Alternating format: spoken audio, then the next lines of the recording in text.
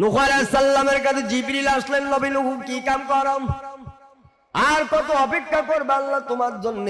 নূহ আলাইহিস সালাম বললেন, ভাই জিবরাইল, গাছ যেটা দেখাই দিয়েছি কাটলাম, তক্তা বানালাম, 4খানা তক্তা কম পড়ে গেল, 5খানা তক্তা কম, এই তক্তার জন্য কাঠ পাবো কোথায়? আল্লাহ বলে দিল, জিবরাইল যাও আমার নবীর জানাই দাও, লৌহিত সাগরের তলদেশে একটা কাঠ আছে, ওই কাঠটা তুলিয়া ওই কাঠ থেকে 5খানা তক্তা হবে, আর ওই তক্তা দ্বারা কিস্তির কার্য সমাধা হবে। ওই কাঠ থেকে তক্তা বের হবে, সর্বলাস্টের তক্তা, তাই ছাড়া দুনিয়ার কোন কাজ থেকে আর তক্তা হবে না। ওই কাঠ নবী নূহকে তুলতে হবে, আর ওই কাঠ দ্বারা কিস্তির কার্য সমাধা হবে, ইমানদার বাঁচবে, বেঈমান ধ্বংস হবে। ঠিক কিনা জোরে বলেন। নূহ আলাইহিস সালাম বললেন, ওই কাঠ তুলবো কি করেন? সমস্ত কওমের ইমানদার গুলোকে ডাকলেন, তোমরা কি পারবা? সবাই বলল, হুজুর ওই যে বিশাল গভীর নদী লোহিত সাগর, ও তলদেশ থেকে কাঠ আমাদের দ্বারা তোলা সম্ভব নয়। সবাই মিলে পরামর্শ দিল, আমাদের ভিতরে একজন লোক আছেন, নাম হলো উজ বিন উনুক। কিতাবের ভিতরে আসছে উজ নামে এই মানুষটা, আল্লাহ পাক এত লম্বা আল্লাহ তাকে বানিয়েছিলেন, মুসা আলাইহিস সালাতু ওয়াস সালাম পর্যন্ত আল্লাহ বাঁচাই রেখেছিলেন। নবী মুসা আলাইহিস সালাতু ওয়াস সালাম গিয়েছিল উজ বিন উনুকের কাছে, কলেমা পড়।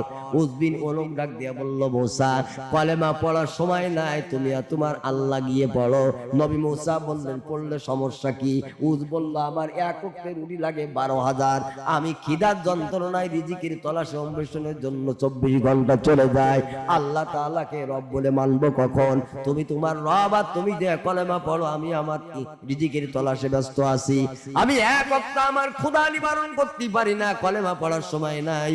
মুসা কালিমুল্লাহ ছিল জালালে মিজাজের নবী। নবী মুসা আলাইহিস সালাতু ওয়াস সালাম এত রাগান্বিত হয়ে গেলেন। কিতাবের ভিতরে আসছে, আল্লাহ রাব্বুল আলামিন নবী মুসা আলাইহিস সালাতু ওয়াস সালামকে একটা মুজিজার লাঠি আল্লাহ দিয়েছিলেন। উজ বিন উনুকের উপরে রাগান্বিত হইয়া মুসা নবী লাঠিতে চান্না দিয়ে উপরে উঠে একটা বাড়ি উজ বিন উনুকের মেরেছিল। ওটা ছিল জমিন থেকে 60 গজ উপরে, সেটা ছিল উজ বিন উনুকের হাঁটু। মাল লম্বা কত? মুসা নবী লাঠিতে ভর দিয়ে উপরে উঠে একটা বাড়ি মারলেন রাগান্বিত হইয়া, ওটা ছিল উজ বিন উনুকের হাঁটু, জমিন থেকে 120 গজ উপরে। তাহলে ওমাল লম্বা কত? হ্যাঁ, আর এই নাম মাল যদি শেখ হাসিনার সময় একটা থাকতো, কথা কন না কেন, দুনিয়া কাবার হয়ে যেত। ঠিক না জোরে বলো। উজ বিন উনুক এত লম্বা, বলো হুজুর আমাদের এলাকায় মানুষের উজ তার নাম, সেইটি বারে কাঠ তুলে দিতে। উজকে ডেকে আনা হলো, একদম মেহমানের মতন দাওয়াত দিয়ে। নূহ আলাইহিস সালামের গাড়ি আসলেন। উজ খবর কি? আল্লাহর পয়গম্বর নূহ, আমারে কেন ডাকছেন? আমি সারাদিন ক্ষুধার যন্ত্রণায় বাঁচি না। কয় উজ আমার একটা কাম করে দিবি? কয় হুজুর দিতেই পারে, আপনার সঙ্গে আমার কন্টাক্ট হয়, আপনি দেবেন, বিনিময় কি দেবেন? আমি কাম করে দেবো, বিনিময় কি?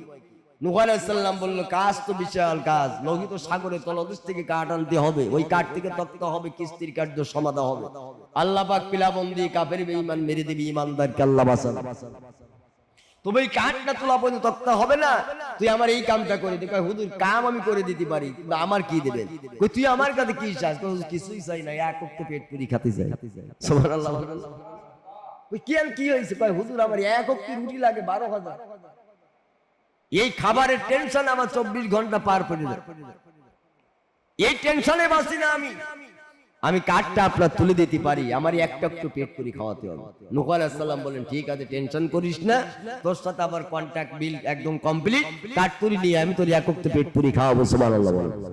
নূহ নবীর ক্ষমতা আছে রে, 12,000 রুটি এক ওয়াক্ত দিতে পারে, ক্ষমতা আছে নূহ নবীর।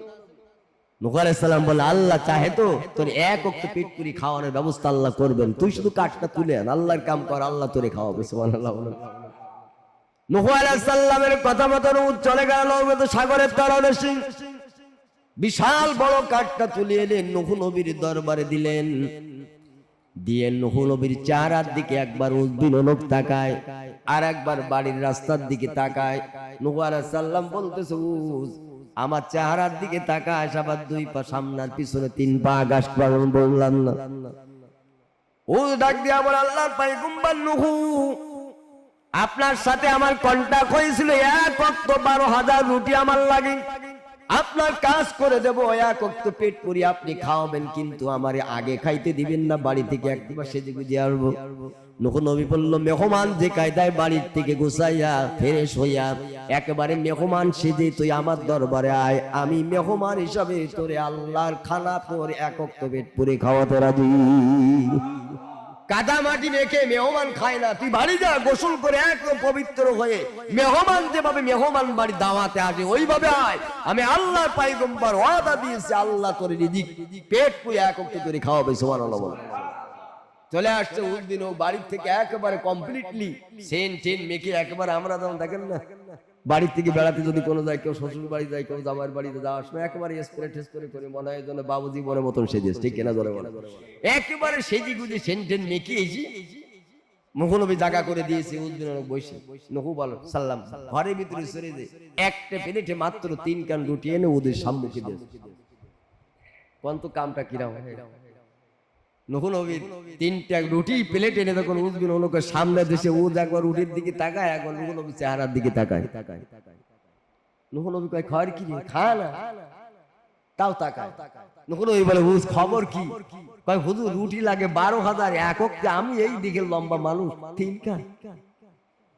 3 কান রুটি। নূহ কয়, হুজ খাওয়া শুরু কর, তবে খাওয়ার আগে একটা তরকারি তোর দেই।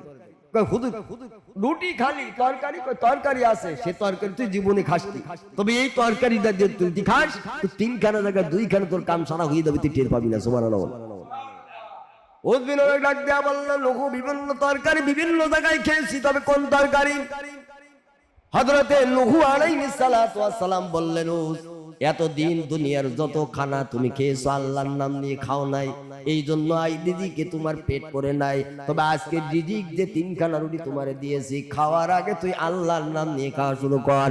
আমার সাথে পড়, বিসমিল্লাহির রহমানির রহিম। আজকের খানাটা তুই আল্লাহর নাম নিয়ে শুরু কর। সুবহানাল্লাহ বলেন। উদ্দিন হলো 1 খানা রুটি খেয়েছে, 2 খান খাওয়ার পরে একেবারে এই পর্যন্ত কমপ্লিট, নিচে হতে পারতেছ না, এত পেট আল্লাহ পুড়িয়ে দিয়েছে। উদ্দিন হলো কিতাবে আসছে যে মানুষ তো রুটি খায়, ভাত খাওয়ার সঙ্গে পানি খায়, উদ্দিন ওরকে 2 খানা রুটিতে এত পেট আল্লাহ ভরে দিয়েছে, ওর ভিতরে পানি ঢুকাবে এ জায়গা ছিল না। সুবহানাল্লাহ। পানি খাবে এ জায়গা ছিল না। নূহ আলাইহিস সালাম ডাক দিয়া বলে, উস খবর কি? কয়, হুজুর খবর আর কি হবে, নিচে তাকানোর সময় নেই। কয়, ওকান খাবে কিটা? কয়, হুজুর আপনার ওয়াদা ঠিক আছে, তামাম জীবন ভর এত খাওয়া খেয়েছি, এত পরিতৃপ্ত খানা কোনোদিন খাইনি, আর এক ওয়াক্তে পেট পুরি খাওয়ার সুযোগ হয়নি, তবে আপনার কাছে একটা দাবি আমার। হযরত নূহ আলাইহিস সালাম বললেন, কি দাবি বল? ওস বিনলোক ডাক দেয়া বলতেছে, নবী নূহ, আমার তো আপনার সঙ্গে কন্টাক্ট ছিল 12,000 রুটি আমারে দিবেন, কিন্তু রুটি দিলেন 3 খান, খাইলা 2 খান, ওখানে তো আমার প্রাপ্য, অতটা আপনি জানেন। নূহ বলে, এটা ঠিক, তবে তোর পেট পুরে খাওয়ানোর কথা, 2 কানে তো তোর পেট ভর্তি হয়ে গেছে, ওখান তোর আর প্রাপ্য না, যদি প্রাপ্য হিসাবে নিতে চাও এখান থেকে খেয়ে যাওয়া লাগবে। সুবহানাল্লাহ।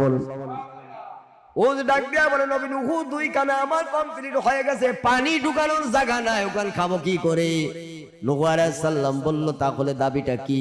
উদ্দিন বলল, হুজুর ওটা তো আমার পাওনা না, তবে আপনার কাছ থেকে চেয়ে নিতেছি।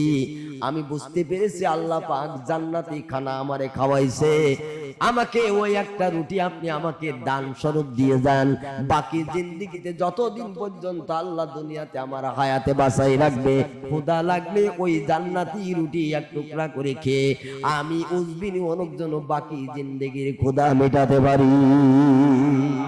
আর জোরে বলেন, খাওয়া যতটুকু খান আল্লাহর নাম নিয়ে খান, অল্পে খানায় বরকত দান করবেন কে? জোরে বলেন। 12,000 রুটি না হলে যে ওজবের কোনকে পেট ভরে না, সেখানে 2 খানা রুটিতে পেট ভরে গেল শুধুমাত্র একটি তরকারির নাম নিয়ে, বিসমিল্লাহির রহমানির রহিম, আল্লাহর নাম নিয়ে শুরু করার কারণে আল্লাহ 12,000 খাদকের পেটকে 2 খানা রুটিতে পরিপূর্ণ করে দিয়েছে। আল্লাহ, সে আল্লাহ এখনো আছে না? কথা বলেন না কেন? আছে না?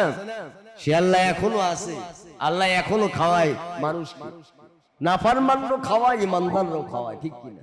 কিন্তু 2024-এর একদম গণ অভ্যুত্থানে একেবারে সংসদ ভবনে যে রান্না করেছিল মানেরা খাওয়ার জন্য, ও মানেরা খাতি পারে অন্য করে আল্লাহ খাওয়াই। ঠিক কিনা জোরে বলে।